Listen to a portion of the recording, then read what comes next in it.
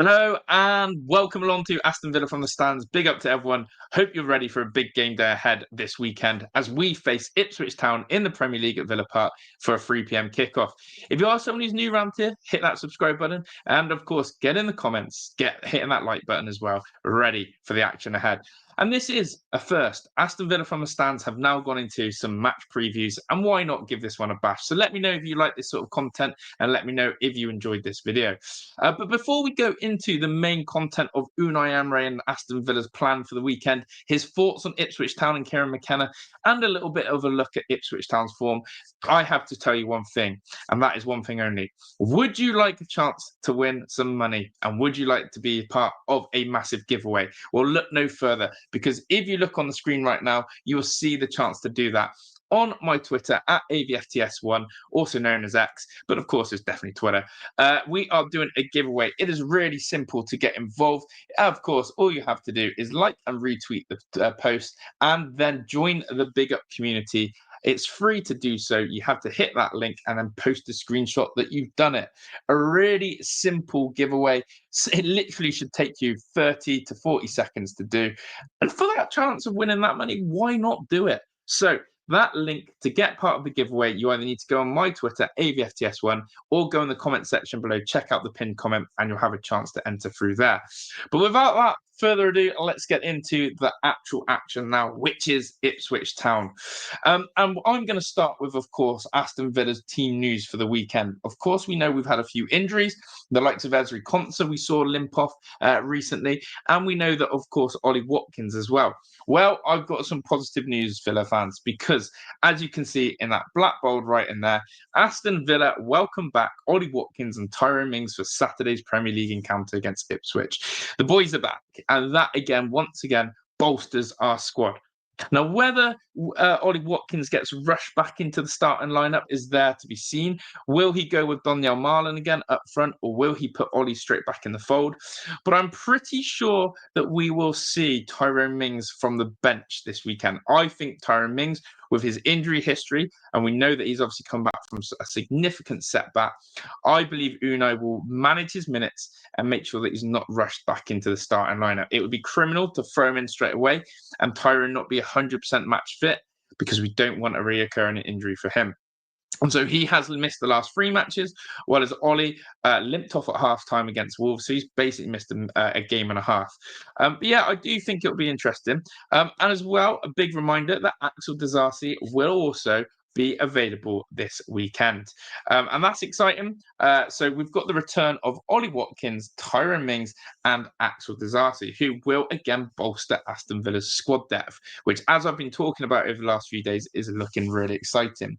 So those who are not available then, there is still a few names. I'm just going to highlight them here so you can all see. And there are 4 big names missing, which is, of course, the following. Ezri Konsa, Pau Torres, Matty Cash, Onana, and Ross Barkley. My mistake, that's 5 players. And so, yeah, noticeable again, 3 defenders missing in Konsa, Pau, and Matty Cash. And we know that Onana and Ross Barkley are still recovering, as we shall see. And with that, it still says to me that we've got enough options in that central mid area with John McGinn, with Yuri Tillemans, and even with Kamara. It then obviously asks, who will he go for at centre-back? With still no Pau, and as I've just said about Tyrone Mings. Or do you think Unai will go with Tyrone Mings? Personally, for me, I think he'll go Axel Disasi, and I think he'll go Boubacar Kamara as the 2 centre-backs tomorrow, with McGinn and Tillemans ahead of him. But you never know with Unai, you never know. He does like to throw a little bit of a spanner here and there. But let's have a quick look then. So that's on Villa, and that's brilliant news that Ollie Watkins and Tyrone Mings are back with us. But here is what Unai has also said in terms of what he wants from the Villa Park crowd. And I think he loves talking about the fans so much. He says, we're trying to transmit not only our ideas, but our wishes and energy. Tomorrow at Villa Park is a really exciting match. And what I'm gathering that from Unai is that he knows that when this Villa team connects with the Villa Park crowd, when there's a raucous atmosphere, when Villa Park is electric, the team is electric on the field. And what he's probably trying to say is that expect a high tempo performance tomorrow. He wants his team flying out the blocks. If you think about the last couple of games, Spurs and West Ham, we've scored goals in the first 10 minutes at home out the blocks, and it's been brilliant. And I think he will want some of that again. But the second thing I'd probably say is that there is no excuse. We've basically had a week to recover, a week to train, a week to get Unai Emery's ideas across, as he sort of says. And there'll be no excuses tomorrow to bring a big performance. And I keep saying this. I really, really do feel like Aston Villa are one game away from putting 4 or 5 past an opposition. And that's brilliant news in that sense. So I'm expecting a quick start, high tempo throughout, and for the Villa Park atmosphere as a 3 p.m. game to be off the scales because of what Unai is producing. So a quick talk then on Unai and the opponents. He's obviously said this about Kieran McKenna and Ipswich. They are performing very well. I appreciate a lot of how they're playing and competing. The coach already is showing us his process and progress and having a good impact tactically. Tomorrow is going to be very difficult and we have to respect them a lot. Now, interesting that Unai says that because obviously Kieran McKenna with his Ipswich side, who have been newly promoted, playing, what I would say the best football the Championship saw last season, now have to come and try and do it again in the Premier League. And what he's basically saying is that McKenna hasn't really changed his philosophy of approach. He's got his process, he has his tactical sort of strategies, and we know that it sort of had an impact as such for for Ipswich. The only thing you would obviously argue is that Ipswich have found themselves in 19th place and they've had some really poor results of late in the Premier League. And that is something where Villa really need to capitalise on and really need to put Ipswich to the sword. But I respect that Unai Emery has a lot of respect for Kieran McKenna and his coaching philosophy. And I think a good coach like Unai will always respect someone who tactically is sort of on his level, should I say. But have a look at this then. Ipswich come into this after some really interesting Premier League results.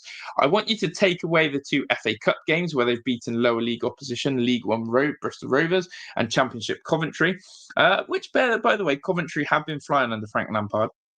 But look at these last 4 Premier League results. A 2-1 loss at home to Southampton, which is absolutely criminal in terms of where Southampton are in the league and how they really, if Ipswich won that, would have buried Southampton away from that relegation pack and pulled themselves out.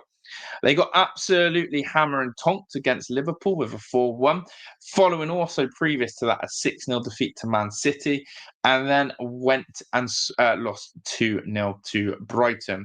So what am I alluding to in that sense? Well, Ipswich come into this game obviously off the back of 4 straight Premier League defeats. 4 straight Premier League defeats, where they've also only scored 2 goals in those 4 games. Granted, they've played Manchester City and they've played Liverpool. But if you take those Southampton and Brighton results, you can see where Ipswich are at. Villa need to impose that on them. They need to go and put in a fantastic performance. And as I said, I'm expecting 2 or 3 goals from Villa tomorrow. But we all know that Aston Villa can throw a banana game. We all know that Aston Villa sometimes have really slipped up against teams where we should have been putting them to bed. And we keep going to these home performances. We keep going to these results of recent times where, again, we've bottled it against West Ham, throwing away that cushion. We've bottled it against Brighton recently. And when I say bottled it, we've not taken 3 points. We went to Portman Road and we drew 2-2 with Ipswich. Unai Emery got that game wrong where he tried to throw on John Duran and Ollie Watkins too early. It also wasn't a great performance from Villa and individual mistakes at the back and through Emi Martinez. Hopefully we can cancel all of that out and hopefully we can make this what should be a plain sailing win for Aston Villa at home in front of a massive packed crowd, full of atmosphere, full of optimism and hope with our new signings, new players back in the side with Watkins and Mings. And granted, we just need 3 points to keep the momentum, to keep the charge for Europe. Hopefully everyone's excited for the game. I certainly am. We'll be doing the game live on bigup.com. Make sure you are joining me for that. And of course, get your thoughts in the comments section below. Let me know how you're doing and get involved in the giveaway. That's all for me, folks. I'll see you all tomorrow for the game. I'm out of here. Ta-da.